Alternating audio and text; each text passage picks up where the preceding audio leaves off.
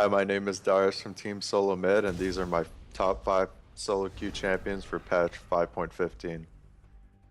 In no particular order, my 5 champions are Hecarim, Ryze, Rumble, Gnar, and Aurelia. The reasoning for Hecarim is, with Hecarim, it solo carried me to top 4 in ranked. Right now I'm currently ranked 6, but my Hecarim win rate in Challenger is basically 80 to 90%.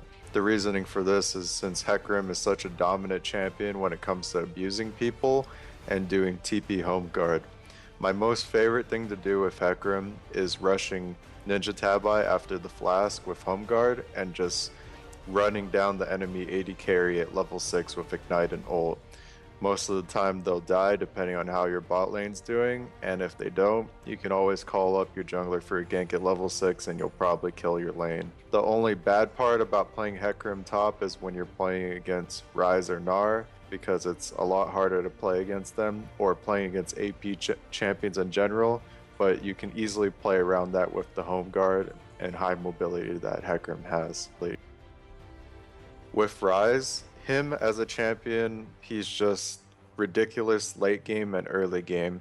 No matter what you do in solo queue, games will always go past 30 minutes, and when Ryze gets Roa, Seraphs, Void Staff, or even GA, he is always a really difficult target to take down. And because of that, he's in my top 5 because he's easily gets the late game without being punished and is very strong for winning in solo queue.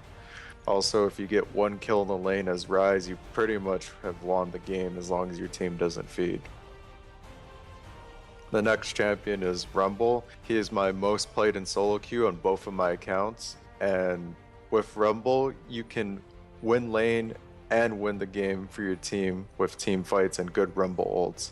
Having very good heat control in lane against enemy champions for the maximum damage is very important, but at the same time, knowing when to ward and knowing when to make a TP play is also really important.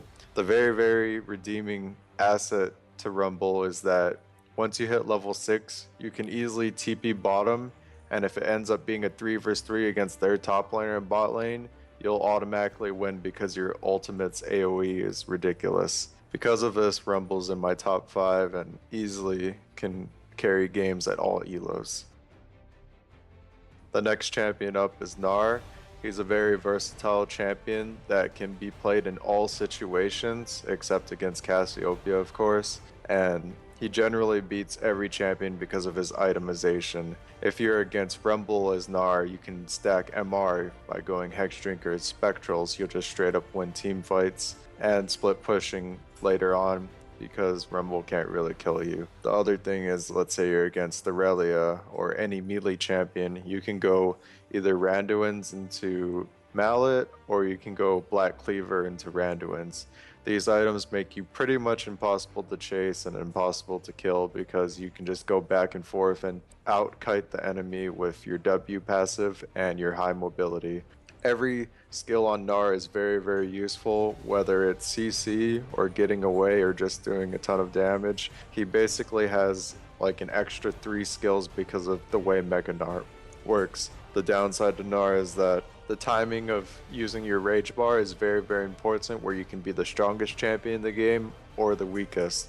But even the weakest champions in the game have their ways of fighting, which is why Gnar and Mini Gnar form this extremely good in poke comps and in kiting, but also extremely good at diving when his Mega Gnar is up, whereas sometimes Mega Gnar is actually bad to have up, so it's kind of like 50-50, but depending on the time of the game.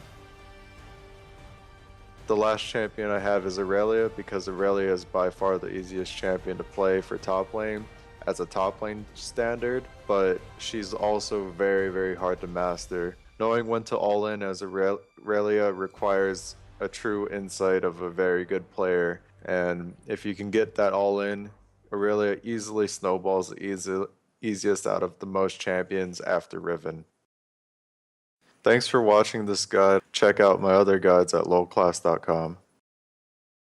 When comes up, you can instantly beat them 1v1 or even 1v2, but Diana is really solid overall in solo queue, and it's really up to player skill how good she'll be. I think she's a really high skill kept champion.